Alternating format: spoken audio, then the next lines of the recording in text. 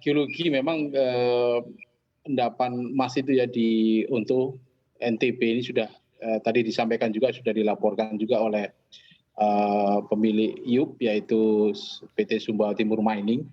Ya ini merupakan, tipe endapan emas epithermal sulfida tinggi dan porfiri, atau bahasa sederhananya memang, tipe ini memang, secara model ini, apa, mempunyai peluang untuk menjadi, endapan yang, cukup besar, sumber daya atau, cadangannya ke depan ya, dan ini merupakan, eee, cukup dalam ya, kedalamannya, dan biasanya, tipe ini memiliki volume yang luas ya, sehingga memungkinkan, tadi yang disampaikan tadi, total Mhm. potensi sumber daya emas dan tembaga bisa mencapai 2 miliar ton. Kalau Mhm. kita Kalau lihat dari datanya, kalau dari sumber daya. komposisi banyak emas atau tembaganya nih, yang ditemukan di wilayah, NTB ini di untuk Nusa Tenggara Barat ini, Pak? Kalau dari komposisi, sebenarnya lebih dominan tembaga ya. Jadi kalau porfiri atau tipe porfiri ini kan disebutnya porfiri copper ya. Jadi tembaganya ini, kadarnya 0,96%, kalau emasnya kan, eee, 0,58 gram per ton ya, Mhm. atau 0,8, per juta seperti itu ya.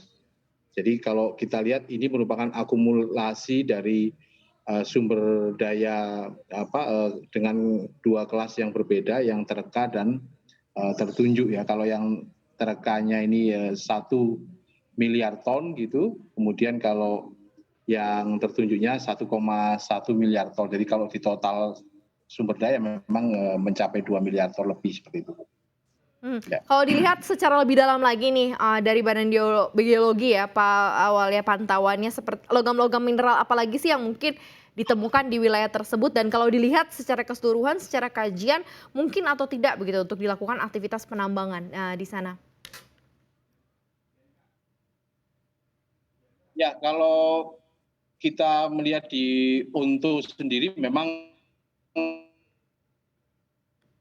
tadi disampaikan bahwa selain emas ya tentunya, tembaga ini ya, karena tadi ya secara kalau dari ilmu geologi pertambangan, tipe porfiri atau emas, bersulfida tinggi ini, selalu berasosiasi emas, dan tembaga ya. Jadi memang, kalau, perusahaan ini memang nantinya, terkait dengan penambangan ini mungkin akan perencanaan di, bawah tanah ya, karena kajian-kajian yang dilakukan ini, terkait dengan hidrogeologi, kemudian, panas bumi dan, geotekniknya untuk memastikan operasi penambangannya.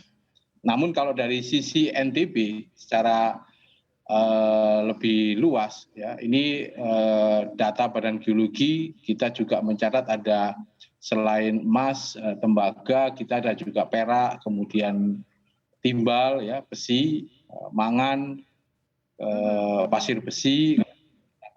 Jadi memang NTB ini cukup kaya, terkait dengan komoditi-komoditi pertambangan.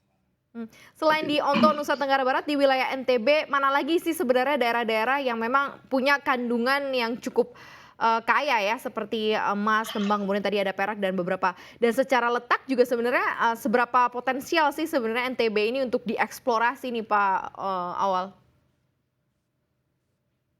Ya, kalau kita melihat ya, kalau secara geologi, NTB ini kan peluang untuk potensi mineralnya cukup tinggi karena ada pertemuan 2 lempeng besar ya, lempeng Hindia dan lempeng Eurasia ya. Jadi, selain di Untu banyak lokasi lain sebenarnya kita lihat ada di bagian selatan Pulau Lombok sendiri ya, dan Pulau Sumbawa ini terutama banyak potensi logam tadi ya, baik tadi emas, tembaga, perak, mangan, besi seperti itu.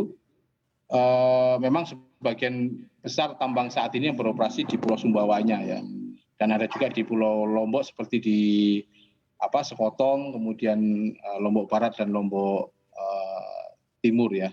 Mhm. Sebagian memang baru tahap eksplorasi, ya, dan sebagian sudah melakukan operasi produksi seperti itu. Jadi secara potensi memang cukup tinggi, ya, karena kita lihat ada yang sudah cukup dikenal, ya, seperti di Aman, ya, di Batu Hijau, ya, ini juga sama tipenya Porphyry, ini mempunyai komoditi juga sama, yaitu emas dan tembaga seperti itu.